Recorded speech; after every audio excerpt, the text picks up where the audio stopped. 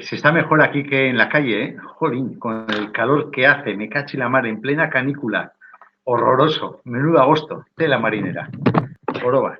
Igual los del norte mejor, pero aquí hace un calor tremendo.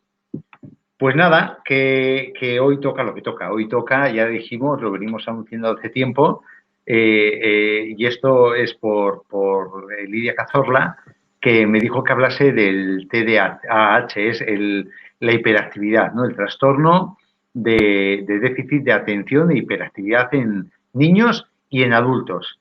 Y luego también he metido una pincelada, porque también me la ha pedido una persona, que dé un pequeño repaso, muy somero lo voy a dar porque si no nos va a dar tiempo a más, sobre lo que es el proceso digestivo. Voy a enchufar la pila un momentito.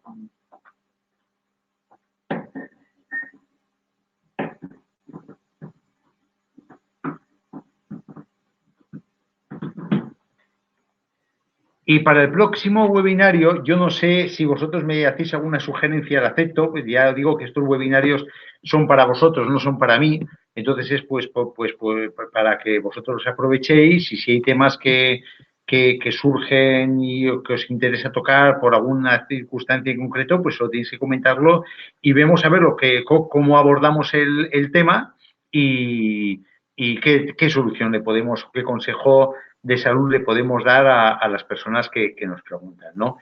Si no me planteé ningún tema, pues yo quería hablar el próximo día un poco sobre probióticos, cómo las enfermedades degenerativas son enfermedades inflamatorias, cómo afecta el probiótico a esas enfermedades degenerativas y la función del RACI, un mecanismo nuevo que se ha postulado como antiinflamatorio con el RACI.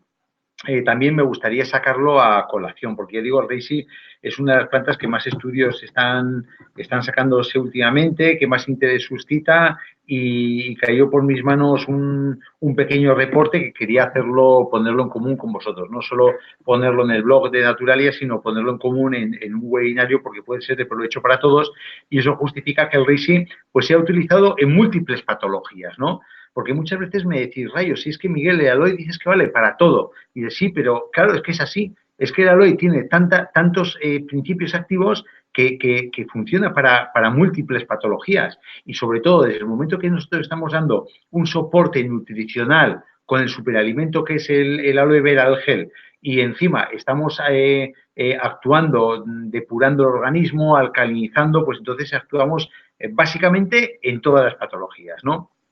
Entonces, entrando ya en el tema del TDAH, del síndrome de hiperactividad infantil, voy a sacar unos datos, dar la bienvenida también a los amigos de Oklahoma, de Estados Unidos, y en honor a ellos también saco unos pequeños datos que son datos de Estados Unidos, ¿eh? Son datos de Estados Unidos, porque son los que más van actualizando las cifras y donde más asentada está, entre comillas, lo que es el concepto de síndrome de hiperactividad infantil, ¿no?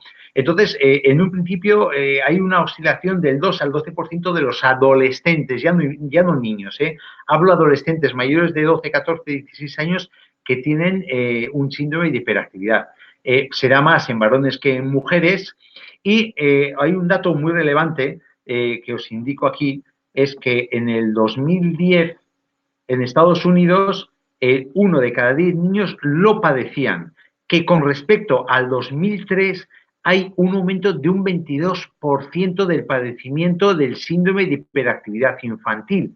Eso hablo en el 2010. Actualmente en Estados Unidos las cifras estadísticas sospecha que rondan en torno al 11% de los niños, no ya de adolescentes, de los niños. Y como el primer cifra que os pongo aquí, cada vez hay más estudiantes de grado, o sea, mayores, que ya incluso entran a la universidad, que padecen la hiperactividad. Y, evidentemente, conforme avanzan los años, va aumentando la prevalencia en adultos.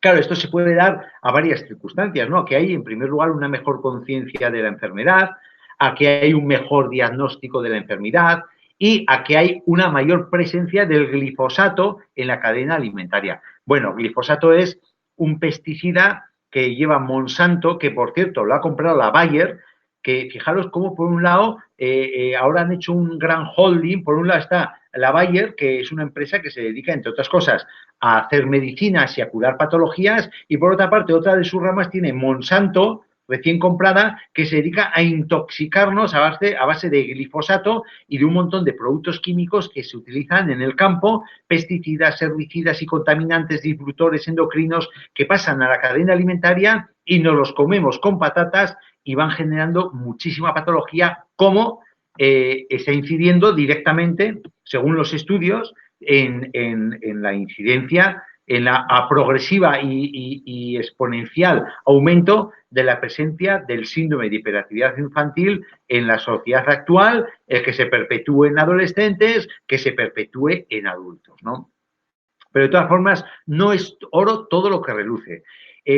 Se está especulando, que yo en un principio esto son cifras, varían mucho las cifras, que un 80% del síndrome de hiperactividad infantil obedece a causa genética y un 20% a causa medioambiental. Yo, son unas cifras que he puesto, discrepo totalmente con estas cifras, porque bajo mi experiencia con el ejercicio de la pediatría que he tenido algunos niños con hiperactividad infantil, primero que no es solo todo lo que reluce, como ahora vamos a ver en un par de diapositivas más, y en segundo lugar que el factor medioambiental tiene más peso específico de lo que nos están diciendo que pesa la genética. Sí que es cierto que en niños y niñas que tienen problemas en el embarazo, o hay una prematuridad, o ha habido un sufrimiento fetal, o ha habido algún tipo de agresión, tanto física como emocional, mientras estaban en el útero materno, esos embarazos complicados, que son pretérmino, que nacen, los niños empiezan igual a nacer por el canal de parto normal y hay que hacer una cesárea porque tienen sufrimiento, porque vienen con el cordón enrollado, pues porque tienen algún defecto genético que no se sabe qué, pero sí que se ve que hay una alteración genética. En ese tipo de niños sí que aumenta mucho la incidencia de este tipo de patologías, ¿no? De lo que estamos hablando, otras adicionales, pero este tipo de patologías, síndrome de hiperactividad infantil, ¿no? Pero que ambiental hay mucho, y hay muchísimo, y también hay mucho diagnóstico erróneo, porque muchas veces el síndrome de hiperactividad infantil, lo que estamos hablando es de una observación subjetiva de los profesores y las profesoras, basados en señales que casi todos los niños presentan en algún momento. O sea, tenemos que partir de una base, que hoy en día el mayor incidencia profesional de depresiones se da en los maestros y en las maestras. ¿Por qué? Porque están sometidos a una situación de sobrecarga social y emocional con la educación, la responsabilidad de educación de los niños, cada vez tienen más trabas, cada vez tienen más cortapisas, cada vez tienen más limitaciones, cada vez los padres agreden más al profesional maestro y maestra que están intentando ejercer dignamente su profesión, los niños son más contestatarios, los niños tienen más alas, los niños... Entonces, claro, eso se genera una situación en los maestros que llega a una situación de hartazgo, de quemazón, de burnout, ¿no? De maestro quemado y maestra quemada con su profesión. Entonces, eso hace que me aguante menos al niño. Y lo que el niño es un niño travieso de toda la vida, pues se puede generar un niño hiperactivo, ¿no? Se puede generar un informe del maestro o de la maestra que están valorando, que están dando más peso específico a determinados comportamientos que a lo largo del desarrollo infantil pues suelen ser normales, ¿no? En las etapas del desarrollo del niño pues hay etapas más traviesas, etapas más introvertidas, etapas más extrovertidas, etapas más toca narices, hablando claro, y esto, claro, en una situación como la que estoy describiendo social con respecto a los maestros que intentan dignamente desarrollar su profesión, pues eso se puede convertir en un diagnóstico erróneo, porque claro, cuando tú el diagnóstico, no hay una prueba física o una analítica para hacer un diagnóstico, ni unos marcadores biológicos que confirmen que hay una hiperactividad o no hay un déficit de atención o un déficit o una hiperactividad infantil, ¿no? No hay nada que lo pueda objetivizar. Entonces, ¿en qué se basa, por ejemplo, un psiquiatra o un neuropediatra a la hora de diagnosticar? Se basa en dos criterios. Uno, el criterio del informe que viene de la escuela, que hace el maestro antes de que el médico haga desde atención primaria la derivación al especialista, y de la opinión de los padres. ¿Por qué no tiene más criterio? Pues porque el psiquiatra lo va a ver 5, 10, 15, 20 minutos si tiene un poquito de suerte. O el neuropsiquiatra lo va a ver, le va a hacer unos test, le va a hacer una exploración, pero que no pasa de 20 minutos. Entonces no tiene el criterio suficiente como para tener, para decir, este niño es hiperactivo, este niño tiene un déficit de atención o no. Entonces valoramos unos padres que están muy ocupados, están más ocupados de lo que deberíamos estar, y me incluyo yo el primero, no estoy echando balones fuera, y luego tenemos unos maestros muy sobreestresados. Entonces eso ya, yo hablo de una relativización del diagnóstico, ¿no? No se tienen en cuenta los factores agravantes como la alimentación, que ahora vamos a ver, que influye determinantemente en que se hable de una hiperactividad o que empeore las auténticas hiperactividades o síndromes de atenciones infantiles, ¿no? Del ambiente del hogar, lo que estamos comentando, ¿no? Unos papás que están trabajando, desgraciadamente van pluriempleados muchas veces, trabajando 50 horas al día para poder, trabajan los dos miembros de la familia para poder mantener una casa, y llegan a casa y llegan hartos. Llegamos hartos. Y claro, y tienes un niño de 6, 7 años, 5 años que requiere una atención y que el niño te llama, el niño quiere juego y el niño, rayos, lo has parido tú, lo tienes que criar tú, ¿no? Entonces no puedes echar balones fuera. Entonces muchas veces estamos también, debido a esta situación social familiar, esto no se está valorando en la medida que es debido, y estamos echando balones fuera. Estamos hablando de hiperactividad de una forma muy alegre. Por eso hablo del diagnóstico erróneo. Esto quería dejarlo bien claro, porque sí que hay hiperactividades, evidentemente hay hiperactividades, pero como bien dice Leon Eisenberg, que es el psiquiatra, el padre científico del trastorno de déficit de atención y de hiperactividad, es el padre científico, pues 7 meses antes de morir, con 87 años, en una entrevista que se hizo en la revista alemana Der Spiegel, en el 2012, dijo, y lo digo entre comillas porque son palabras suyas, que el síndrome de hiperactividad es un excelente ejemplo de enfermedad ficticia. O sea, para que el padre científico del trastorno de déficit de atención e hiperactividad infantil luego diga que es una enfermedad ficticia, mucho tiene que haber detrás de enfermedad ficticia. Que hay casos que efectivamente que sí, y esos casos van a estar mediados por lo que vamos a hablar ahora.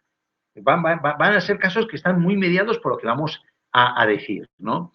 Entonces, ya centrándonos en los casos reales, no en los ficticios, en los reales, tenemos tres tipos. Por un lado, el déficit de atención, que son niños que se dispersan con una mosca, que están atendiendo al maestro, pasa una mosca por al lado y ya se les pierde la atención, no prestan más de 10 minutos atención seguida a la maestra, por ejemplo, al maestro. Otro tipo, que es el hiperactivo impulsivo, que no puede controlar sus instintos, sus impulsos, y cuando dice de gritar, grito, y por narices grito, y no puedo controlar ese grito que me viene ahora, y pongo a la clase patas arriba, o pongo a la familia patas arriba.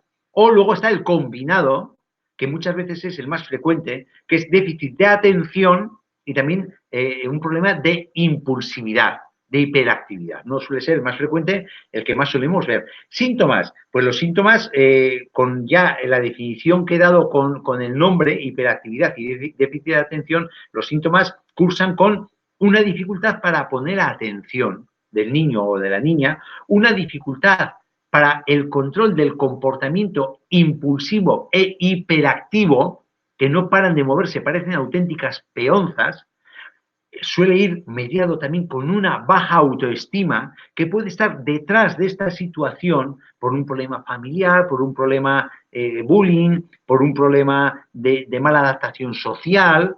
Puede haber una baja autoestima que puede desencadenar estos síntomas, pero a su vez estos síntomas de déficit de atención, que te estén siempre regañando, de dificultad de control de los impulsos, pues te puede llegar también a una baja autoestima, decir, joder, soy el tonto, soy el que siempre regañan, soy al que siempre están llamando la atención. Entonces eso puede generar también una baja autoestima. Ahí hay uno de los muchos círculos viciosos que tiene esta patología, que tiene esta enfermedad, ¿no? Hay problemas de aprendizaje en la escuela, que eso es lo que más puede alarmar para el desarrollo posterior de una criatura, de un niño o una niña. Dificultad en las relaciones interpersonales, precisamente por esa impulsividad, por esa hiperactividad. Hay muchos niños que no quieren estar en el recreo con estas criaturas, porque en un momento dado pues pueden tener cierto atisbo de movimientos bruscos, violentos, de insulto en un momento dado, son muy inquietos, siempre están con prisa, no aguantan viendo la televisión 5 minutos,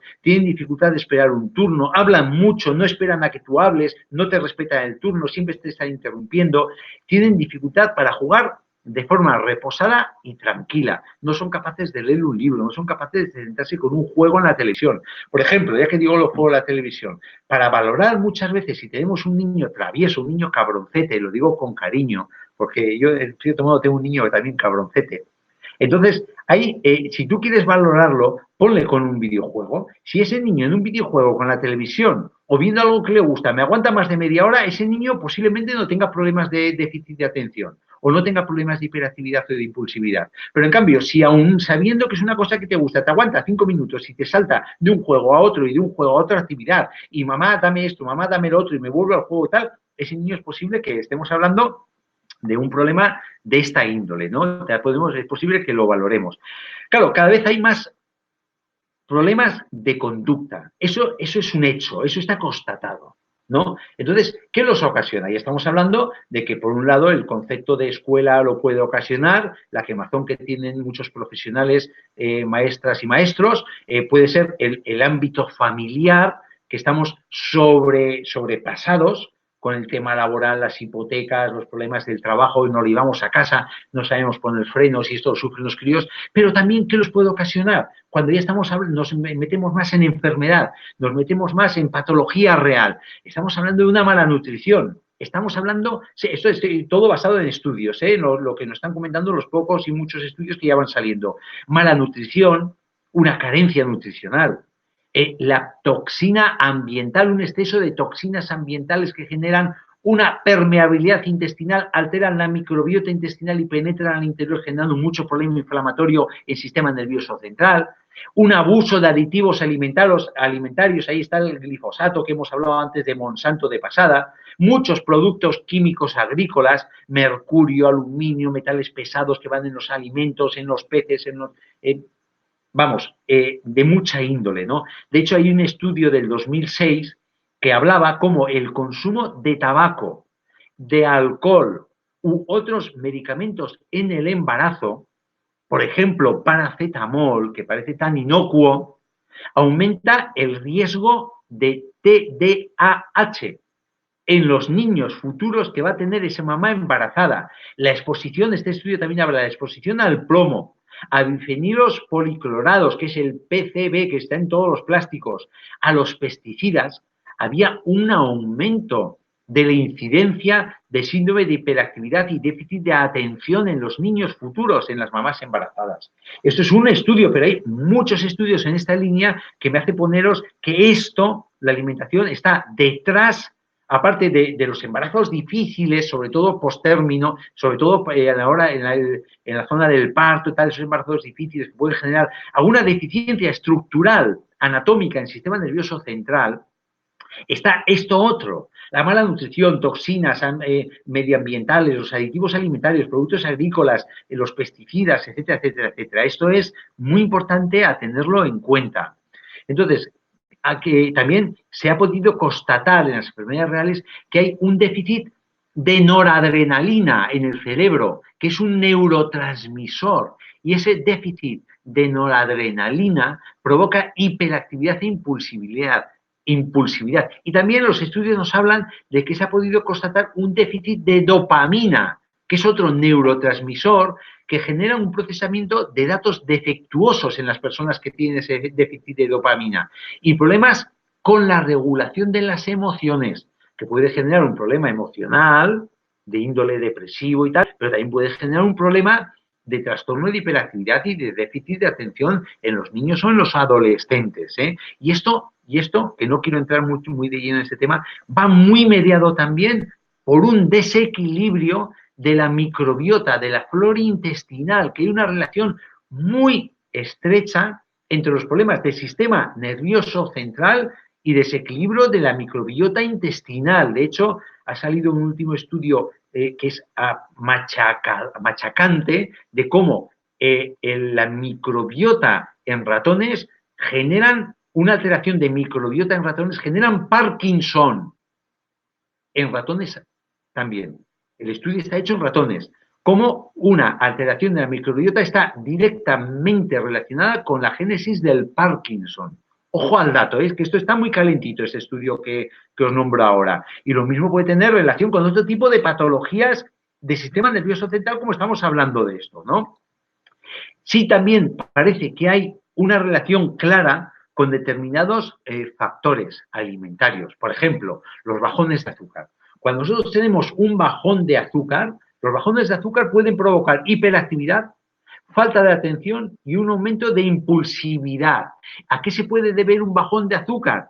A cuando nosotros tomamos un exceso de azúcar, sobre todo azúcar que se asimila rápidamente, no un hidrato de carbono de absorción lenta, como puede ser los cereales integrales, o como puede ser el hidrato de carbono que está en las frutas, o como puede ser el hidrato de carbono que está en los alimentos complejos, ¿no? Y completos. Cuando nosotros tomamos el hidrato de carbono, el azúcar que está en la bollería industrial, el azúcar del café, el azúcar de los dulces, cuando se asimila a través del intestino, genera unos picos enormes de insulina, porque ese azúcar, cuando está en exceso en la sangre, nos puede dañar. Y el páncreas genera picos enormes de insulina para transformar ese hidrato de carbono, meterlo en el hígado, meterlo en la masa muscular, transformarlo, ir transformándolo en los depósitos, en glucógeno, o ir transformándolo en grasa. Pero claro, como es un pico muy grande de insulina, genera una hipoglucemia. Conforme sube la insulina, el pico enorme, vamos a tener un gran bajón de azúcar en sangre también. Con lo cual ya tenemos un bajón de azúcar provocándonos hiperactividad, falta de atención, aumento de impulsividad y a su vez también se genera un aumento de secreción de glutamato cerebral que ocasionan agitación, depresión, ira, ansiedad, pánico. Ya tenemos otro círculo vicioso montado.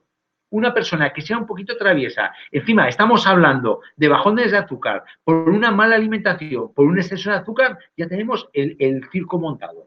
Ya tenemos una justificación para hablar de un niño hiperactivo. Cuando igual lo que tenemos delante es una mala alimentación simplemente. Y a su vez, este exceso de azúcares directos nos va a provocar una inflamación crónica en el sistema nervioso central con un deterioro de la función del sistema nervioso, que eso nos puede generar a largo plazo problemas como puede ser Parkinson, Alzheimer, depresiones, ansiedades crónicas, etcétera, etcétera, etcétera. Ya no solo estamos hablando de una impulsividad o una hiperactividad en un niño, una deficiencia de atención. ¿Cómo lo podemos evitar? Pues mirad, esto lo voy a repetir varias veces, 5 comidas al día, no consumo de azúcar simple, tomar el azúcar, los hidratos de carbono en alimentos complejos, alimentos completos, alimentos integrales, tomar cereales, tomar las legumbres que son también ricas en hidratos de carbono complejos con su fibra, pero no van a tener esos picos de absorción con esos picos de insulina.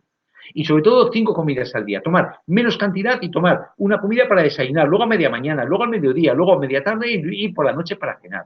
Eso es un factor importante que tenemos que tener en cuenta tanto sea la patología real como no sea real, tenemos que tener en cuenta. Otro elemento que tenemos que tener en cuenta es la importancia de los aminoácidos. Hay unos aminoácidos que son relevantes, como pongo, para este tipo de patología. Por ejemplo, la fenilalanina y la tirosina. Son aminoácidos, que los aminoácidos son los ladrillos que conforman las proteínas. Es la estructura de la proteína. Entonces, la fenilalanina y la tirosina son precursores de la adrenalina, de la noradrenalina y de la dopamina, que, como he dicho antes, están disminuidos en el síndrome de déficit de atención y de hiperactividad en los niños. ¿Dónde podemos tener esto? En la carne, el pescado, los huevos, los lácteos. Veis que aquí no pone bollería, aquí no pone marranadas, aquí no pone alimentos precocinados. Carne, pescado, huevos y lácteos. Y el que sea vegetariano me da igual, lo podemos sustituir por este tipo de proteína, o sea que eso no es excusa. El triptófano, aminoácido relevante, ¿por qué? Porque es un precursor de la serotonina, que la serotonina es la hormona de la felicidad, es un neurotransmisor, cuando está equilibrado somos felices. Tendemos al equilibrio del sistema nervioso, nos hace estar relajados, conciliar el sueño. ¿Dónde tenemos el triptófano? Huevos, lácteos, pescado, carne, legumbre, frutos secos, fruta como el plátano, la piña, aguacate, o sea, ya veis. Son cosas dentro de un concepto de dieta mediterránea. La metionina, capital, porque interviene en la síntesis de la colina, que la colina es un elemento del complejo de vitamina B, y la colina evita la pérdida de memoria, potencia el rendimiento intelectual y aumenta la concentración, que es lo que no tienen estos niños o estos adolescentes o estas personas adultas que tienen este problema en mayor o menor intensidad. ¿Dónde la tenemos? Lo mismo.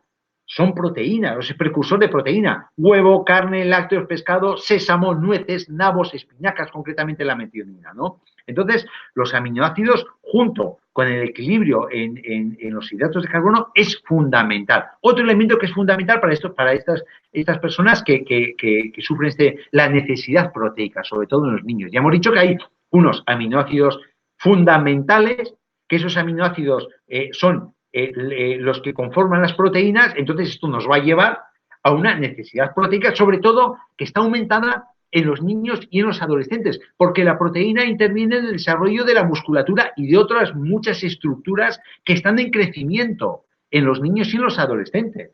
Entonces es fundamental el aporte de proteína, y los que sois del R ya sabéis por dónde voy con esto, ¿eh? Luego lo diremos al final.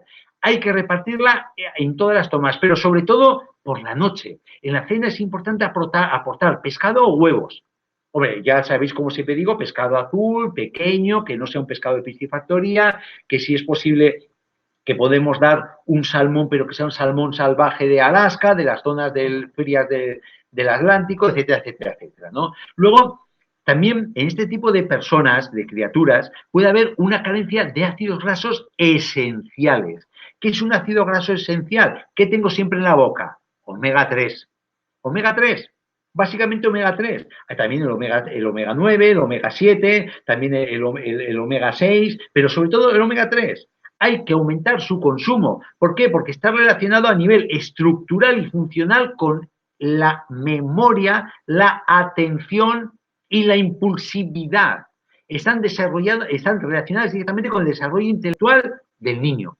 Omega 3. El equilibrio de todos los omegas, como siempre decimos, pero sobre todo el omega 3. Pero ya no solo estamos hablando de aportar omega 3, estamos hablando de la importancia de aportar nutrientes para que ese omega 3 se procese correctamente en nuestro cuerpo, que vaya a formar parte de la membrana lipídica de las neuronas, que vaya a formar parte de la estructura de las células, que vaya a formar parte de los neurotransmisores y de los receptores de los neurotransmisores, que el zinc, el magnesio, la vitamina C, la vitamina B, o sea, no solo ya omega 3 por un tubo, sino otros elementos que ayudan al procesado de esos omega 3 dentro del cuerpo, y el aumento de consumo de fosfolípidos, que es una grasa que da fluidez a las membranas celulares y que apoya la correcta transmisión nerviosa en las neuronas. ¿Dónde la tenemos? La yema del huevo, sobre todo el huevo biológico, criado en granja, la gallina que se cría en granja,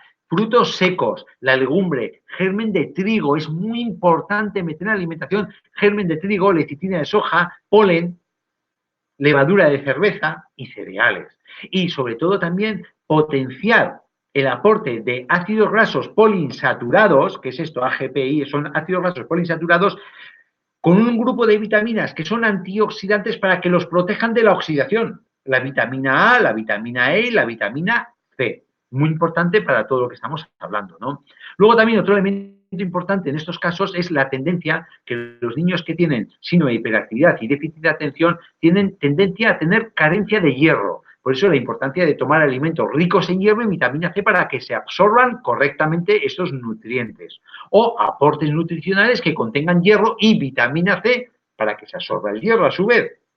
Y capital, como pongo en el punto 6, todo el grupo de las vitaminas B. La vitamina B es la vitamina del sistema nervioso. Lo mismo que la vitamina C es la vitamina de las defensas, del sistema inmunitario, la vitamina B es la vitamina del sistema nervioso. Y ya veis que nuestro Vitacid lo recomiendo mucho para muchas patologías relacionadas con el sistema nervioso. ¿Por qué? Por eso que estoy comentando, porque es básico para todas las funciones metabólicas que se generan en el sistema nervioso central y periférico. Sobre todo, en este caso, cuando hablamos de niños de hiperactividad y de atención, vitamina B1, que es la precursora por excelencia de los neurotransmisores del sistema nervioso, y la vitamina B6, porque normalmente este tipo de problemas suele estar baja y cuando la tomas mejora la conducta. ¿Dónde la tenemos? La vitamina B1 la tenemos, entre otros nutrientes, en la soja, el germen de trigo, que la soja, cuando pongo soja fresca, es soja en legumbre, que es como una lenteja pero en chiquitito, en verde y en redondo.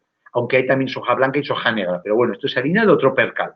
El germen de trigo, las carnes, pescados, frutos secos, legumbres, la avena dentro de los cereales integrales, y la B6 en el germen de trigo, los sesos, las vísceras, pescado azul, queso curado, frutos secos, cereales integrales, legumbres, o sea que no te estáis abocados a comer sesos y vísceras, que no, os digo que son ricos, pero que podéis suplir en la alimentación tomando cereales integrales y legumbres, suplís la vitamina B6, ¿eh?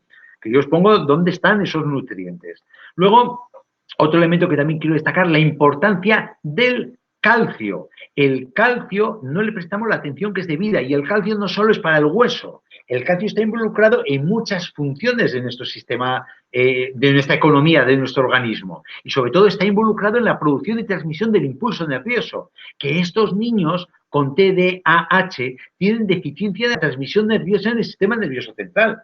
Entonces, aportando calcio en una medida ordenada y proporcionada a la necesidad del aspecto nutricional de la edad y de la actividad que desarrolla esa persona, pues puede estar muy indicado ese aporte extra de calcio. Ya no solo con el que recomendamos una alimentación rica en calcio, que lo que menos recomiendo yo para meter una alimentación rica en calcio, que sepáis, pues, bueno, ya me conocéis, es la leche. La leche para mí es el anticalcio, pero bueno, hay otros elementos como el sésamo, las algas, el brócoli, la lechuga, los quesos, que es ya está fermentada la leche, que tienen la soja, las almendras, que tienen más cantidad de calcio, el doble y triple que puede tener la leche, ¿eh? Lo de la leche es un mito. Luego, otro elemento, el gluten, sensibilidad al gluten. Hay un problemón con el gluten, siempre lo venimos diciendo. El gluten en sí no es malo, es una proteína, pobre proteína que le achacamos todo al gluten. El problema es la cantidad que estamos metiendo del gluten, porque el gluten es de muy difícil digestión y agrede a la mucosa del intestino y altera el equilibrio de la microbiota. Y sí que se ha constatado que hay una mayor incidencia de síndrome de hiperactividad y de déficit de atención en personas que son celíacas, que tienen alergia al gluten. Y cuando en un síndrome de hiperactividad y de déficit de atención eliminamos el gluten, hay una mejora sintomática. Eso está ahí. Aunque no haya una alergia, aunque no haya una celiaquía, pero sí que es conveniente el apartar el gluten y ver qué incidencia sintomática tiene nuestra criatura cuando apartamos ese gluten. Muy importante por la incidencia que tiene ese gluten en la microbiota. Colorantes y aditivos alimentarios pueden aumentar los síntomas de TDAH. Ahí os he puesto un chorro de colorantes, de antioxidantes sintéticos, de porquerías que le metemos a la alimentación. Ahí está el grupo de los famosos ES como conservantes, ¿no? Tartracina, el rojo ayura, el amarillo anaranjado, todo eso son porquerías que se meten en los alimentos que están precocinados, que están ya medio hechos, que se les meten para que aguanten más. Por eso es importante meterle en la alimentación, como antes he dicho, los alimentos, cuando habéis visto que ponen azul en la diapositiva, alimentos enteros, alimentos de proximidad, alimentos de temporada, alimentos completos, alimentos ricos, alimentos vivos tenemos que meter. No alimentos que llevan en una bolsa un año. Aunque tenga una fecha caducidad 2 años, me da igual. Pero eso para que se mantenga un alimento un año en una bolsa, ¿qué porquería tiene que llevar para que aguante? Entonces ahí estamos hablando de estas cosas que, qué casualidad, pueden aumentar los síntomas del TDAH, ¿no? Entonces, y luego hablamos de los alimentos transgénicos, por la influencia del glifosato, del Roundup, del Monsanto, de Marras, que hemos comentado antes, etcétera, etcétera, etcétera. Luego también puede haber intolerancias alimentarias, pero estas intolerancias alimentarias, como ahora veremos en el tema de la digestión, puede ser debido a uno de estos círculos viciosos, porque metemos mala alimentación, alteramos los órganos importantes en la función digestiva y cada vez toleramos menos una alimentación. Y la microbiota, ya la he nombrado en varias ocasiones, no me quiero centrar en la microbiota porque el próximo webinario, que creo que va a ser el próximo webinario, ya os lo digo, vamos a ver, estamos en agosto, en septiembre, será el 3 de septiembre. Mi idea, si no me planteáis otra cosa, es hablar de probióticos, vais a hablar. Ahí hablaremos largo y tendido de la microbiota, pero que sepáis, por lo que hemos ya nombrado, que una alteración de la microbiota genera una permeabilidad intestinal y una penetración de cosas que no son sanas al interior de nuestro cuerpo y que pueden generar un proceso inflamatorio defensivo y una inflamación crónica de bajo grado en sistema nervioso central y una de las cosas que puede aparecer es un agravamiento o un desencadenamiento de un síndrome de hiperactividad o de déficit de atención en un niño, ¿no? Esto, ¿cómo se trata? Pues habitualmente se trata pues hay unas medidas, he sacado aquí, bueno, hay varias más, pero bueno, en las que más se conocen es el metilfedinato, que es un derivado de la anfetamina, es un estimulante, un fármaco estimulante. Entonces, en los niños que tienen este problema, inhibe la recaptación de dopamina y noradrenalina, es decir, aumenta los niveles de dopamina y aumenta los niveles de noradrenalina. Entonces, eso normaliza un poquito esa función, esa hiperactividad, esa atención y tal. Claro, el problema son los efectos secundarios. La atomoxetina inhibe el transporte de noradrenalina, mejora la autoestima, mejora la relación social, no es un estimulante como el metilfedinato y los derivados de metilfedinato, pero también es cierto que es menos efectivo. Es menos dañino, pero es menos efectivo en los niños que tienen este problema, ¿no? Y luego también se pueden utilizar, ahí de hecho se están utilizando antidepresivos con mayor o menor éxito en el tratamiento, sobre todo ya esto es en adolescentes y en personas mayores, pero que claro, todo esto arrastra una serie de efectos secundarios. Y cuando el neuropediatra lo plantea para el niño, los papás son muy reticentes porque me vienen a mí rebotados a consulta muchos papás y mamás con este problema de decir, oye, es que mira, me han puesto el marchamen, la etiqueta a mi crío de hiperactivo, le dicen que tome el Concerta, pero claro, los efectos secundarios que he leído el prospecto me dan pánico. Entonces, muchas veces, muchos papás optan por dar la medicación en los 5 días lectivos y el fin de semana se la quitan. Y en vacaciones se la quitan la medicación, la dan solo en actividad escolar, cuando hay una actividad escolar, ¿no? Pero claro, aún y todo, si eso palía los efectos secundarios, aún y todo los efectos secundarios pues pueden ir desde banales, con una pérdida de apetito, una pérdida de peso, un retraso de crecimiento, alteraciones intestinales que van con esa pérdida de peso, como diarrea, estreñimiento, acidez, gases, hinchazón de vientre, alteración de los sabores, sequedad de boca en los niños y las niñas que lo toman, hasta ya problemas mayores, que no son tan frecuentes, gracias a Dios, como daño cerebral, toxicidad cardiovascular, daño hepático, algún caso se ha visto de cáncer, muerte súbita, suicidio en adolescentes, cambio de personalidad, depresión, alucinaciones. Son palabras mayores. No, gracias a Dios, ya digo, no se dan con mucha frecuencia, pero bueno, está esa posibilidad, sobre todo ya en adolescentes que tomen ese tipo de problema. Que este problema en España no se da tanto, pero en Estados Unidos sí, porque toda la infancia, muchísima infancia y muchísima adolescencia está medicada con ese tipo de medicamentos en Estados Unidos. Y estamos destrozando una generación entera con este tipo de medicamentos. Estamos enganchando a este tipo de medicamentos con toda la deficiencia que luego va a tener en el desarrollo de los niños. Y nuestros amigos que se han conectado a Estados Unidos me estarán afirmando con la cabeza de que esto es así. Es impresionante, lo que hay.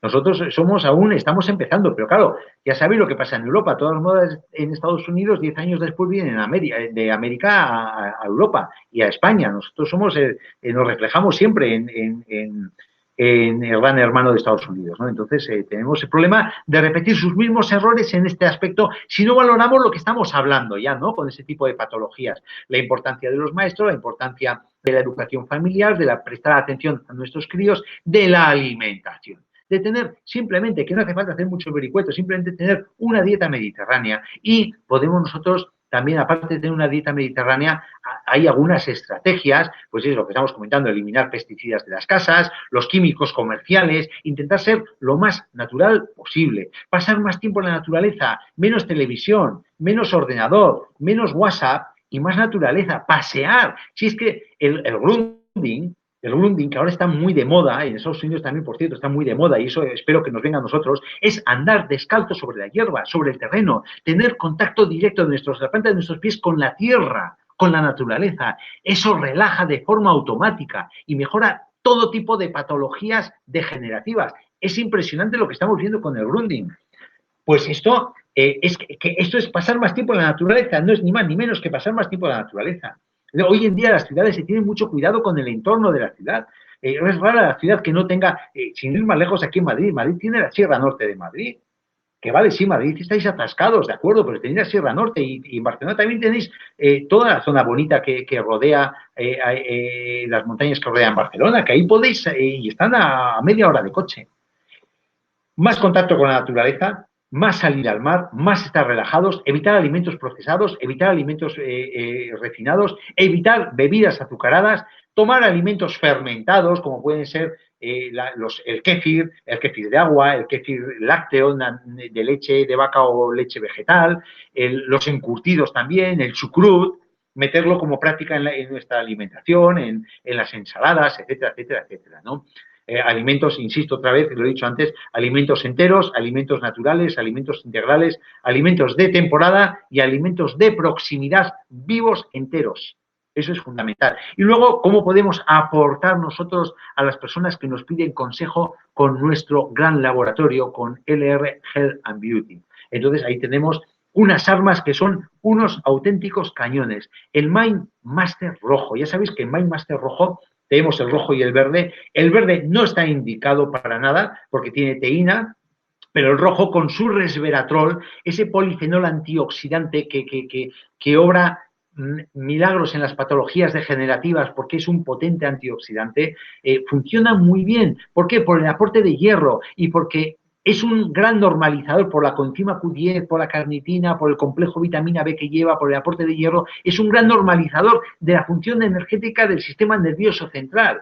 Es un equilibrador del sistema nervioso. Por eso muchas veces lo recomiendo en estados de ansiedad y en estados también de hiperactividad y en estados de déficit de atención. Es un normalizador de la función del sistema nervioso. El Vitactiv, lo que os he comentado antes, nuestro gran complejo de vitamina B, pero sobre todo vitamina B de origen natural, vitamina D y vitamina E, pero aquí lo que nos interesa es la vitamina B. La vitamina D también tiene su peso específico, aunque no la he nombrado en el síndrome de hiperactividad y en el déficit de atención infantil.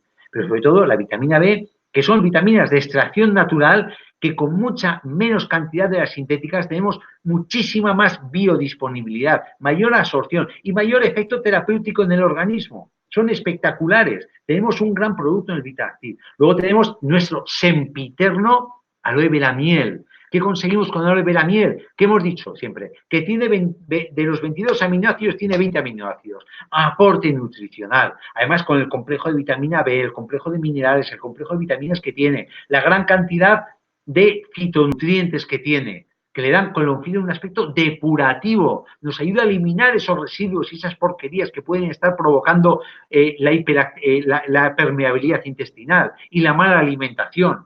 Entonces, tanto por su aspecto nutricional de la aloe vera miel, que ahora nos viene un aspecto muy importante con las defensas y tal, tanto por el apoyo de la aloe vera como de la miel, pero sobre todo en este campo, el aporte nutricional y el efecto depurativo, sobre todo de corte hepático, el aspecto depurativo hepático. El Reishi, nuestro gran nuevo producto, que no es nuevo de LR, sino que le tenemos nuevo en España y en Portugal, porque en Alemania ya lleva un tiempo. Ya os he comentado al principio que es una de las plantas más estudiadas, es depurativa. Aquí nosotros lo vamos a utilizar la vertiente depurativa en nuestro organismo, sobre todo depurativo hepático. Es una planta adaptógena que disminuye la percepción del estrés en estos niños que están y en estas niñas que están diagnosticados de hiperactividad y de déficit de atención. Y luego el aporte de vitamina C como planta, como vitamina antioxidante, protectora de los ácidos grasos poliinsaturados que vamos a meter con el omega 3 activo. El omega 3 active tiene su balance de omega 3 y omega 6, está bastante bien equilibrada, tiene el avena también nos está aportando para el sistema nervioso una función importante y ya digo, el omega 3 actúa a nivel funcional y a nivel estructural en este tipo de patologías. El Pro Balance, ¿por qué? Por aporte de nutrientes, sobre todo calcio y minerales. Ya no solo por el aspecto alcalinizante, el Pro Balance, que disminuye la acidez, actúa en el campo depurativo de nuestro organismo, sino que nos aporta calcio que normaliza la transmisión del impulso nervioso que está alterado en este tipo de síndromes. El Pro 12, para normalizar la microbiota. He dicho, no a fondo, pero muchas pinceladas de cómo influye la microbiota en este tipo de patologías. en la absorción de cosas que no tenemos que absorber. Entonces, el PROAC es fundamental en estos niños que tengan ese tipo de problemas. Y, por supuesto, lo que os he dicho antes que ya sospecháis, el batido proteico Figuactiv, por el aporte de aminoácidos y proteínas. Tenemos una proteína de altísima calidad. No ya porque sea de LR, que es un laboratorio que tiene una calidad exquisita, sino la composición es una calidad, un aporte biológico alto, de proteínas de alto valor biológico. Entonces, esto a aportar ese extra a los niños, como si fuera en la recena, pues un vasito con sus proteínas antes de meterse a la cama, o disolver esas proteínas en su vasito de leche antes de meterse a la cama. Es importante porque vamos a aportar ese triptófano, vamos a aportar esa metionina, vamos a aportar esa fenilalanina, que son aminoácidos que son fundamentales para intentar normalizar la hiperactividad y el déficit de atención de los niños, ¿no? Entonces, aquí tenemos estas armas que son muy importantes para tratar el síndrome de hiperactividad infantil. Cuando hablo de hiperactividad infantil me he referido mucho a niños, pero también con esto abarco también a las personas adultas y a los adolescentes, ¿no? Con esto, mirad, con esto, una dieta mediterránea perfecta, exquisita, una actitud a la hora del ocio, el ir a la naturaleza, el que nos ayude a estar relajados. Nosotros somos, aunque haya un diagnóstico certero, que no sea un invento, que sea certero, que sea de verdad un TDAH, podemos ayudar muchísimo a estabilizarlo. Y quién sabe si no en un momento dado a prescindir del Concerta, esa criatura. Pero claro, hay que poner de parte nuestra. O sea, ya veis que es un problema, es multifactorial. O sea, no porque le demos un Concerta se va a quitar eso, no, ni mucho menos. Posiblemente lo empeoremos con el Concerta. O la tomoxetina. Posiblemente lo empeoremos. Pero es lo que hay. Entonces nos tenemos que implicar y con este consejo que nosotros damos a las personas que nos rodean que tengan este problema, podemos ayudar bastante. Ahora, quería hacer una pincelada sobre la digestión, porque también me la habéis pedido.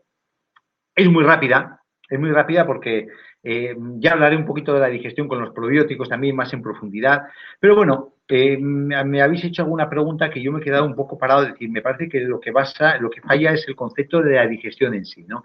¿Qué es la digestión? La digestión es un proceso a través del cual, desde que un alimento entra por la boca hasta que sale por vía anal, pues se descompone en los elementos esenciales más primordiales, proteína, hidrato de carbono, grasas, vitaminas, minerales, polifenoles, y son absorbidos en nuestro cuerpo. Nos aprovechamos de lo bueno y lo malo, pues ayuda esa fibra que no la podemos absorber, ayuda a las bacterias que nos dan salud y que son parte importante de nuestro organismo, que es un órgano más de nuestro cuerpo, ayuda a la microbiota a que lo descompongan en ácidos grasos de cadena corta, que es alimento en butirato, alimento para nuestras bacterias, para las células del intestino grueso, los enterocitos, y luego son expulsadas al exterior, ¿no? Entonces, desde que el alimento entra por la boca, se produce la masticación. Nosotros masticamos, segregamos, entre otras cosas, amilasa, que son unos enzimas que están en la saliva, que descomponen básicamente los glúcidos. Ya empezamos con la masticación descomponiendo los glúcidos. Eso ya a través del esófago, que es un tubo que une la boca con el estómago, cae al estómago y ahí hay un movimiento de propulsión. ¿Qué es eso? Es una batidora.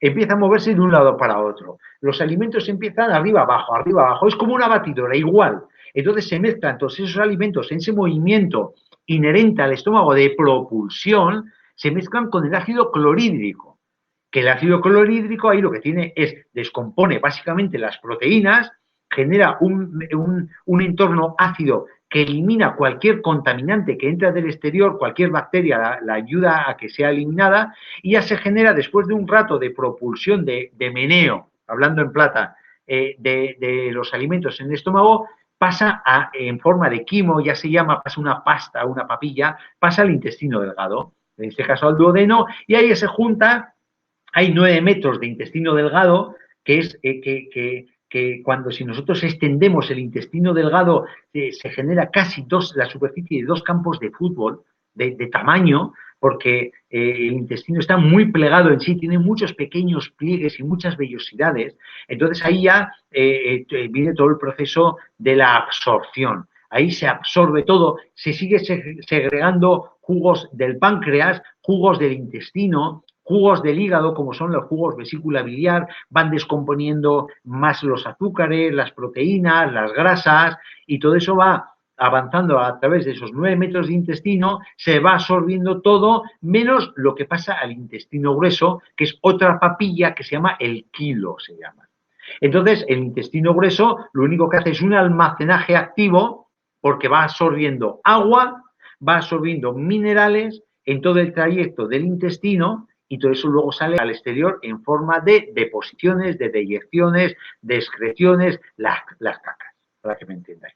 Hablando en plata. Eso es un proceso normal y eso es un proceso dador de vida que nos permite funcionar a nuestra máquina. Claro, pero este proceso evidentemente se puede deteriorar.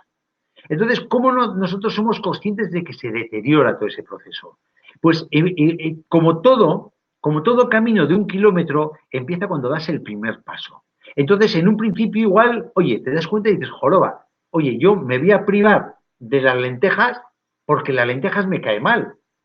O no puedo tomar lechuga, porque antes me caía mal bien la lechuga, pero ya me cae mal, me produce gases, me hincha, se me agria, me da ardores, o la col, o la legumbre, o la lechuga.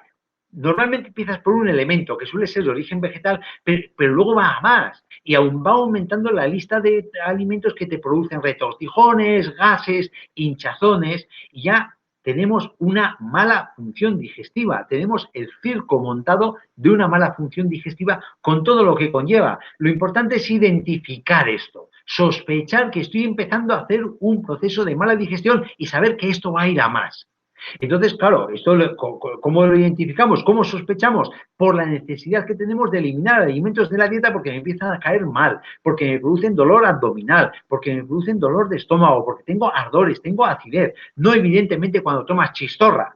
Joder, eso es normal que te provoque acidez. Cuando tomas un alimento que antes te caía bien, cuando cuesta dormirse por la noche, cuando te desvela la mala digestión, cuando los retortijones te impiden dormir, cuando los ardores por la noche te llegan hasta las orejas, la mala digestión de la grasa, que antes tolerabas el aceite, ahora el aceite te repite durante 5 horas, cuando tienes una digestión lenta, pesada, cuando cursas con un estreñimiento o cursas con una diarrea, ahí tenemos ya el comienzo del mal. Entonces ahí tenemos una dispepsia, que se llama técnicamente a una mala función digestiva, que comporta, ahí hay un círculo vicioso, ahí hay una cadena, que una mala función digestiva genera una alteración de los órganos digestivos, del intestino, del estómago, del páncreas, de la vesícula biliar, y a su vez esto genera una alteración de la microbiota, de los gérmenes que tenemos en el intestino que son dadores de vida. Y esto a su vez genera una mala digestión. Y esa mala digestión sigue alterando los órganos que alteran más la microbiota y altera. Por eso es un proceso progresivo que va a más. Al principio es un alimento que no toleras y al final acabas con una lista enorme de alimentos que no toleras porque has destrozado el proceso digestivo. Pero lo malo no es eso, es que tienes que renunciar a una ingesta vegetal que te aporta fibra, porque en este caso se te hacen indigestas, y empiezas por ahí y empiezas generando una carencia de nutrientes, una carencia de antioxidantes y acabas generando una patología digestiva porque encima estás alterando la permeabilidad intestinal. O sea, tenemos un follón montado que puede acabar, sin ir más lejos, en un Alzheimer o puede acabar en un Parkinson. Que ya no hablo de procesos digestivos, que hablo de palabras mayores al cabo de muchos años. Entonces, esto tenemos que tenerlo en cuenta. ¿Cómo podemos ayudar en esto? Ya he dicho que una pincelada, vamos a hablar de esto. ¿Cómo podemos ayudar en el proceso digestivo? Primero, ser conscientes de eso, de que empezamos a alterar nuestro proceso digestivo. Segundo, reposar unos minutos después de la ingesta. Es fundamental tomarse el tiempo. O sea, la comida es un acto social. Podemos comer un día de pie, 2 días de pie, 3 días de pie, pero no podemos perpetuar el comer de pie. Tenemos que sentarnos, somos mediterráneos.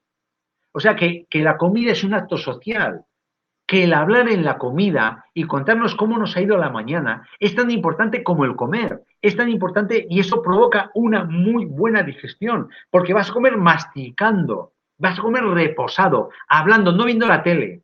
Que te cuenten tus niños cómo le ha ido en la escuela. Cuéntale tú a tu mujer o tu mujer a ti cómo ha ido en el currero, en el trabajo.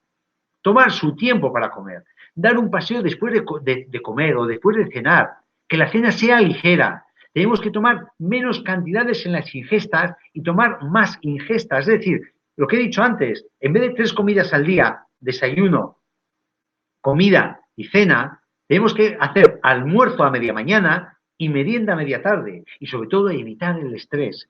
Comer con cordialidad, comer felices. Eso es importante, el acto social de la alimentación. Ya veréis cómo mejoran muchísimas digestiones. Más luego, la recomendación que nosotros podemos hacer, ¿cómo no? Porque tenemos productos que funcionan, que se las pelan para este tipo de problemas. El aloe vera miel. El aloe vera tiene muchos mucílagos que ayudan a todo el proceso digestivo. Los mucílagos son protectores de la mucosa. Son prebióticos que ayudan a tener una buena flora intestinal hacedora de correcta digestión.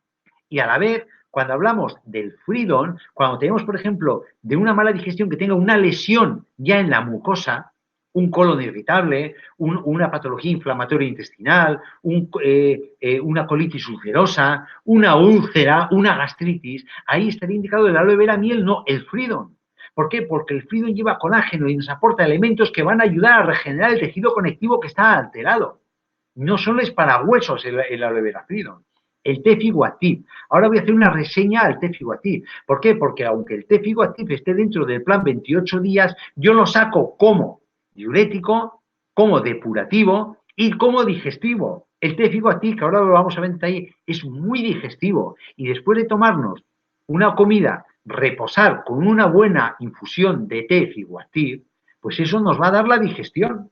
Nos va a dar la vida. El Pro 12, porque nos ayuda a regular la microbiota. El Pro 12 es una de las mejores formulaciones que he visto yo de pre y probióticos. El calostro. El calostro también tiene un papel importante porque regula la función digestiva. ¿Sabéis de qué depende la futura salud del bebé? De que tome calostro cuando tiene que tomar los 3 primeros días de la lactancia materna, porque una de las funciones primordiales del calostro es preparar el aparato digestivo para tolerar luego posteriormente la alimentación. Ayuda mucho a regular la flora intestinal el calostro. Y luego, cómo no, el Fiber Boost, como prebiótico, como regulador del tránsito, nuestra fibra de algarroba, no solo de algarroba, también tiene el Amorphophallus cognac, y también tiene os diré, mira, yo empiezo con mi Alzheimer, yo voy a tener que tomar algo, voy a tener que tomar el Vitactiv para mi Alzheimer. Total, el Fiberbus, importante también para regular el tránsito intestinal. O sea, tenemos las armas para poder actuar sobre el proceso digestivo. Después de comer, ya os he comentado que es importante que valoréis o penséis la posibilidad de tomar el té Figuactiv. ¿Qué lleva el té Figuactiv? Hacía tiempo que no hablábamos en té y el té Figuactiv. Es un tónico estimulante.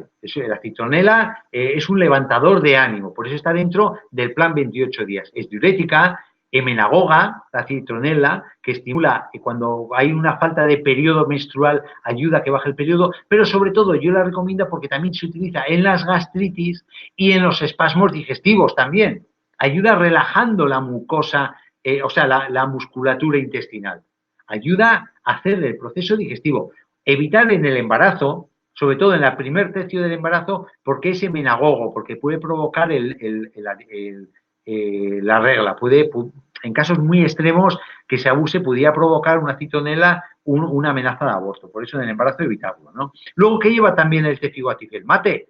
Rayos, el mate es un digestivo por excelencia, tiene muchas propiedades digestivas, es colerético, actúa sobre la vesícula biliar, regula el tránsito intestinal, aparte de que como tiene mateína, actúa estimulando después de la comida, aumenta la memoria, la capacidad de concentración, reduce el apetito, por eso está en el plan 28 días, reduce la fatiga, efecto termogénico, quemador de grasas, disminuye el colesterol, es un antioxidante, pero sobre todo en este caso quedaros con que tiene propiedades digestivas a nivel de vesícula biliar y es un regulador del tránsito intestinal. También tenemos el té verde, que el té verde en este caso no tiene mucha actividad digestiva, es un pequeño tónico digestivo, pero no destaca por eso, destaca porque tiene la epigalocatequina galata, que es un anticancerígeno, actúa en la demencia, para la mala circulación, la arteriosclerosis, es una planta termogénica, diurética, estimula la memoria, disminuye el colesterol, pero en este caso no tiene mucha función digestiva, pero sí por contra va a tener una gran función digestiva la ortiga, porque la ortiga aumenta las secreciones digestivas, tanto a nivel de estómago como a nivel de vesícula biliar. Aparte de ser una planta diurética, es una planta depurativa, hemostática para los sangrados por alto contenido en calcio, antiarterioesclerótica, por la clorofila, por el sílice, hipotensora por el efecto diurético, actúa sobre las cistitis, prostatitis, litiasis, porque es diurética, pero sobre todo quedaros con el efecto, para lo que nos interesa ahora, el efecto estimulador de las secreciones digestivas que nos va a ayudar a hacer toda la digestión. También tenemos el roibos, el té roibos, que está muy de moda ahora, es una planta muy diurética porque tiene mucho potasio y poco sodio, eso estimula la diuresis, el hacer pipí, es un antimutagénico, tiene estudios que hablan sobre prevención de cáncer y sobre todo problemas digestivos también, tiene su granito de arena a los problemas digestivos, un poquito más que el té verde, no tanto como el mate, pero un poquito más que el té verde, ¿no? Luego, como particularidad, es rica en quercetina, que es un gran antioxidante, es un polifenol antioxidante. Y tenemos también el regaliz, que es otra gran planta digestiva, es una planta antiespasmódica para los espasmos intestinales, antiinflamatoria, antiácida, es un hepatoprotector que actúa sobre toda la función hepatobiliar también, aparte de que actúa en las fibromialgias, es un antivírico levantando las defensas, tiene función antidepresiva, es lo único que puede levantar la tensión arterial en personas que sean susceptibles. Por eso, en caso de hipertensión, yo recomiendo evitarlo. Y por último, el té ciguatí también tiene el lapacho, que es la uña de gato, que es una planta adaptógena, te ayuda a afrontar el estrés con dignidad, es un antibacteriano, es antivírico, es antitumoral, anticancerígeno, hay estudios que están hablando de esa función, antioxidantes por la presencia de coenzima Q10 y de flavonoides y ayuda también en los problemas digestivos, gastrointestinales. No es su fuerte, pero también tiene un efecto digestivo, con lo cual esto para después de la persona que le cuadre, después de tomar la comida, en vez de tomar un té, en vez de tomar un café, tomar un té de figuatí, pues genial, ¿no? Y esto era lo que yo os quería decir con respecto a el tema de la digestión y con respecto a el tema de la hiperactividad. Voy a responder a alguna pregunta. Mirad, estoy viendo una cosa que me pone los pelos del cogote de punta. Los productos de LR están disponibles en Amazon y en eBay. Mira, no deberían, a ver, ¿quién lo dice? José Luis González. Sé que están, José Luis. Muchas gracias, José Luis, por estar ahí. Es nuestro querido amigo de Estados Unidos. Muchas gracias por estar ahí. Sé que alguna persona que trabaja en el laboratorio me ha comentado que sí, que los ha visto en Amazon. Yo creo que desde Estados Unidos no tenemos LR en Estados Unidos. Yo creo que lo mejor que puedes hacer es contactar con algún socio para ver cómo puedes, porque en Amazon no deberían estar. Sé que a veces están, pero no deberían estar, José Luis, no deberían estar. Ponte en contacto con cualquiera de los socios que me está escuchando, que está escuchando la conferencia, que se ponga en contacto con José Luis y que le diga a ver cómo puede hacer llegar los productos allí o dónde los puede conseguir. Mejor que yo, vosotros vais a entender más de esto, ¿no? El tema de distribución. Vamos a ver si puedo contestar alguna pregunta, aunque ya llevamos la hora y sé que muchos de vosotros tenéis prisa más en agosto, bandidos, y no os peno de ello. Tengo dos casos. Vamos a ver, Marial me comenta. Para una clienta que toma ya Mindmaster tiene problema de fibromialgia, que se le acentúa cuando sufre alguna emoción. Claro, normal. ¿Qué otro complemento se le puede dar? Mira, pues eso ya hablamos nosotros sobre la fibromialgia largo y tendido y que sí que tenemos posibilidades de actuar sobre la fibromialgia. De hecho, tenemos socios, rayos, que lo han dicho aquí abiertamente, que han controlado muy bien la fibromialgia, los dolores y el estado de ánimo en la fibromialgia. Yo te recomiendo, María, que cojas el webinario que está grabado, que te lo pase cualquiera de los socios, el webinario que hablamos de la fibromialgia, porque me tiré una hora hablando, y además hay por ahí un webinario de hora y media hablando de fibromialgia, que te destripo la fibromialgia, las últimas investigaciones de la fibromialgia y cuáles de nuestros productos, como por ejemplo el Mindmaster, el VitaActive, el Pro12 también, porque la fibromialgia es un problema de absorción de tóxicos intestinales. Hay productos, yo te recomiendo que cojas el webinario que lo tienes a la mano, ¿no? Y otra clienta me dice, Marial, Cuenta, estuvo tomando en el pasado para adelgazar batidos. Sí, eso es el plan 28 días. Espectacular. Que te comenten cualquiera de los socios que están escuchando el webinario. Espectacular cómo funciona el plan 28 días. Espectacular. Los batidos son muy equilibrados en el aporte de proteína, hidratos de carbono y grasa y créete, te ayuda a controlar muchísimo el apetito y te hace perder el peso que da gusto.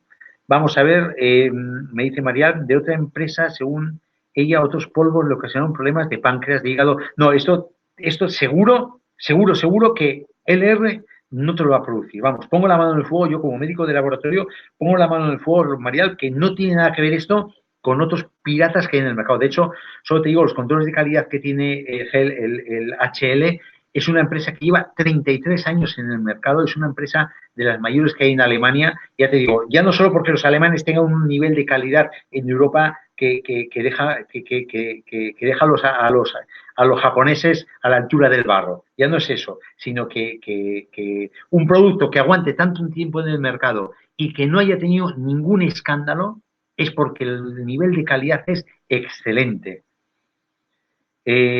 Con lo mal en el estómago, Marial, atienda lo que he dicho ahora con el tema de la digestión. Vamos, hombre, María, bandida, ¿qué tal? ¿Cuánto tiempo sin verte, Vasca? Bueno, Vasca, tú eres de todo menos Vasca, pero ahí estás, peleándote en el País Vasco, María, cariño. Tengo una pregunta. Un posible cliente solo le funciona su riñón el 8%. Le da un trombo en la pierna. La tensión lo tiene alto, una pastilla cuando le sube. La pregunta habría, pues claro que hay que apoyar, claro que se puede apoyar ese riñón, claro que sí, claro que se puede apoyar. Claro, funciona su riñón el 8%, me tienes que dar un dato más, porque habría que ver cómo está funcionando el otro riñón. Pero sí, claro que se puede. Mira, yo te recomendaría, con todo lo que me estás comentando, te voy a dar una pincelada porque esto habría que tener más datos, porque es un tema delicado. Yo te recomendaría el aloe vera chivera, el omega 3, aloe vera sibera y métele el Tefiguativ, pero métele a mitad de dosis. Y si lo va tolerando y va orinando bien y va teniendo buena función renal, levántale a dosis normal. El Tefiguativ, precisamente por su efecto diurético. El aloe vera sibera, el omega 3, y mira, le puede ayudar al Reisi también. El Reisi le puede hacer un buen apaño, María. Dale saludos a tu oponente, al que te peleas con él. Vamos a ver, Carolina, ¿hay posibilidad de que un ciliar... Hay posibilidad de que no sé qué es ciliático, Carolina. No sé, no te sé de contestar porque no sé... Ah, será celíaco. Mira, puedes bajar la intolerancia, depende, porque cuando hablamos de enfermedad celíaca están los alérgicos y los intolerantes. Los intolerantes los puedes hacer tolerantes. Los alérgicos es muy difícil, pero los intolerantes al gluten los puedes hacer perfectamente tolerantes. Eso seguro, Carolina. Vamos a ver, ¿qué me comenta aquí? ISR es Rich. ¿Cómo se puede ayudar a una mujer que le ha detectado las enfermedades raras como la enfermedad de Grover? Uf, eso son palabras mayores, eso habría que verlo despacio, porque claro, tú me planteas una patología compleja, una enfermedad rara. Mira, yo en principio a patologías raras, si no hay una contraindicación expresa, yo os recomiendo nuestros todoterrenos. ¿Qué es nuestro todoterreno? Mientras no haya una contraindicación expresa, es aloe vera miel sin ninguna pretensión, simplemente mejorar el estado de salud. ¿Cómo? Una alimentación equilibrada, una dieta mediterránea o una dieta alcalina. Luego, el ProBalance, el Pro12, aloe vera miel y el omega 3. Con esos 4 puedes ayudar prácticamente a todas las personas, a no ser que haya una contraindicación expresa. Cualquier patología es susceptible de mejorar con la indicación de una actividad física adaptada a la edad, de una dieta alcalina de corte mediterráneo y con el ProBalance, el Pro12, el omega 3 y la aloe vera miel. Cualquier patología la tocas para bien. José Garrote, tal vez se pueda decir más alto, pero creo que más claro. Un abrazo, José, muchas gracias. Mónica, buenas noches. Un chico de 22 años que le diagnosticaron, vale, desde niño y afectado durante solo un par de años con CERTA, pero le provocaba falta, claro, y muchísimos dolores de cabeza. Y lo dejó a los 15 años. ¿Qué puede tomar? Lo que te he comentado, Mónica, lo que te he comentado. Y verá cómo mejora. Ahora, Yaima, mi hijo fue intolerante de pequeño a la proteína de la vaca. Cuando se introdujo la leche a los 6 meses de diarreas, pérdida. Vale, sí, claro. Y no asimilaba, lógico. El mío también tiene un problema semejante. Era alérgico a casi todo, hasta los 5 años. Después de los 5 años fue asimilando los alimentos que se introdujeron. Ahora tiene 9 años, pero es un niño hiperactivo. Joder, pero os dais cuenta de la importancia de la alimentación, de la flora intestinal, de la porra de la microbiota. Es un ejemplo vivo. Tú lo que nos estás comentando, Yaima, es un ejemplo vivo de esto. Es muy hiperactivo, ha influido en el colegio, hace deporte, montañismo, ciclismo. Eso es, mira, el mejor tratamiento, Yaima, es lo que me estás diciendo ahora. Deporte, montañismo, ciclismo de montaña, contacto con la naturaleza, genial. En el cole se muestra muy hiperactivo. Está tratado por psicólogos. Claro, yo ahora, mira, ahí te recomendaría, Yaima, el tema digestivo, aplícate al PowerPoint que hemos dicho, aplica todo lo que hemos dicho. No vas a notar la mejoría de la noche a la mañana, pero vas a notar mejoría. No de la noche a la mañana. Ten paciencia, ten perseverancia, cambia los hábitos de alimentación, cambia ese aparato digestivo, regula la flora, normaliza la permeabilidad intestinal, limpia ese organismo por dentro y te viene dada la mejoría. Aplícate al cuento. Bueno, yo creo que, a ver, José Luis González, ¿qué nos cuenta en los casos de personas con insomnio? ¿Qué protocolo recomienda usted en el suministro de neurotransmisores para lograr una producción óptima de GABA, pero a la vez mantener la producción normal de dopamina y acetilcolina? Claro, eso habría que ver el caso. Se nota que eres médico, bandido, José Luis. Entonces, yo lo que haría es, claro, tienes que valorar, yo necesitaría más datos para valorar esto. Ya de entrada le jugaría con el GABA, mucho jugaría con el GABA. Eso jugaría mucho con el GABA. Ver el GABA y sobre todo jugar con plantas adaptógenas. Esto es importante. Yo hablaría de rodiola, porque le va a bajar el cortisol, le va a bajar la adrenalina. Jugaría con rodiola, plantearía incluso el uterococo, el reishi, jugaría un poquito con plantas adaptógenas y ver qué resultados tienen. Pero ya lo hablaremos tú y yo esto despacio, por Messenger. Ya lo hablaremos por Messenger. ¿Es verdad que el reishi sube la tensión? No, todo lo contrario, Mónica, el reishi baja la tensión. Los estudios que nos hablan es que el reishi baja la tensión, no sube la tensión. Oye, en fin, vamos a dejarlo aquí, que ya os estáis yendo, estoy viendo en el webinario que os estáis yendo todos. Quedaros con la cantinela. El martes 2 de septiembre, como no me habéis dicho nada, hablaremos de probióticos, del el estado inflamatorio en la enfermedad degenerativa y cómo funciona el reishi a nivel antiinflamatorio. Voy a intentar hacer una cosita de eso. O igual cambio y hablo de defensas, dependiendo. Si hay un cambio brusco de temperatura en estas 2 semanas, hablamos de la prevención del sistema inmunitario. Pero bueno, sobre la marcha, yo creo que el primer tema que os he propuesto es del que hablaré. En fin, muchas gracias a todos por estar ahí, que ha sido un placer, que ya sabéis que la gozo y disfruto la pena que no podéis hablar directamente del webinario, que tenemos una charla presencial en Sevilla el día 6, os lo adelanto. Hablaremos lo mismo que hablamos en Barcelona, del efecto de la contaminación sobre la piel, de la importancia de la depuración interna, cómo hacer una depuración interna, cómo tener el organismo limpio y cómo nos afecta, insisto, cómo compensar ese efecto de la toxicidad a nivel externo en la piel con los productos que tenemos en nuestra maravilla de laboratorio. En fin, un beso a todos, un beso a todas, que nos vemos en un par de semanas. Un abrazo.